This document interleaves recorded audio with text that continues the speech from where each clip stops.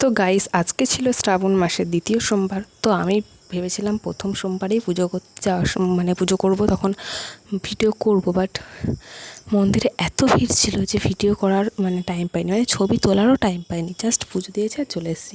তো দেখো, যাই হোক, আজকে আমি পুজো দিতে যাবো বলে সকাল সকাল স্নান করে রেডি হচ্ছে আর কি। তো আমি প্রথম দিন পুজো করতে যাওয়ার সময় শাড়ি পরেছিলাম, তো ভাবলাম রোজ রোজ শাড়ি পরে যাবো, তাই আজকে একটা সিম্পল চুড়িদার পরছি।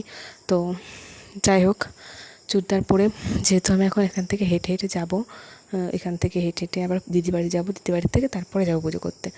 তো দেখো, আমি আমার ব্যাগ নিয়ে সব বেরিয়ে পড়ছি। এখন আমি হাঁটবো, হেঁটে হেঁটে দিদিবাড়ি পৌঁছে যাবো।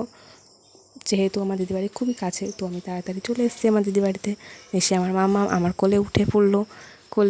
তারপরে আমরা পুজো করতে বেরিয়ে পড়লাম। যেহেতু আমার দিদিবাড়ির কাছেই মন্দিরটা, তাই যেতে বেশি টাইম লাগেনি। তো আমরা পৌঁছে গেছি সেখানে।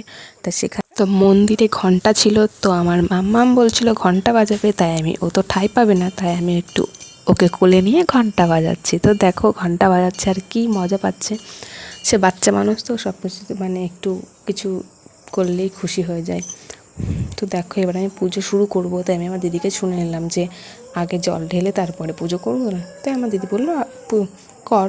তাই আমি ওর থেকে একটু শুনে নিয়ে, যেহেতু আমার দিদি আমার থেকে বড়, তাই ওর থেকে একটু মানে পরামর্শ নিলাম আর কি। তো দেখো, আমি পুজো দিচ্ছি আর কি। তো ওখানে একটা মহিলা এসেছিল, সে বলছে তাড়াতাড়ি করো, এরকমভাবে কেন করছো। ওনার জন্যে আমার মানে কি ভালোভাবে পুজো দেওয়া হচ্ছিল না, যেহেতু উনি সে কেমন একটা বলছিল। তো দেখো, আমার মামা এবার পুজো করছে, ঠাকুরের ফুল দিচ্ছে।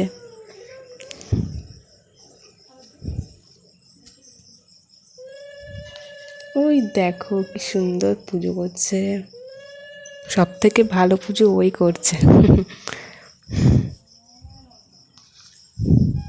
তো যাই হোক, আমাদের পুজো দেওয়া শেষ হলো আর কি। তো এবার ওখানে ঠাকুরের পাশে আর কি কালী ঠাকুর ছিল, তো সেখানে আমরা চলে গেলাম। গিয়ে দিদি আবার ওখানে একটু ধূপকাঠি মোমবাতি দিয়ে দিল। তারপর মাম্মাম বললো ছবি তুলবে, তাই আমি ওকে একটু ছবি তুলে দিলাম। তো যাই হোক, আমাদের পুজো দেওয়া হয়ে গেছে, তাই এবার বাড়ি চলে এসেছি। বাড়ি এসে প্রচণ্ড খিদে পেয়ে গেছিলো, তার জন্য ভাত খেতে বসে পড়েছি অলরেডি। তারপরে অর্ধেক খাওয়া হয়ে গেছে, তারপর আমার দিদি বলছে যে ভিডিও করলি না।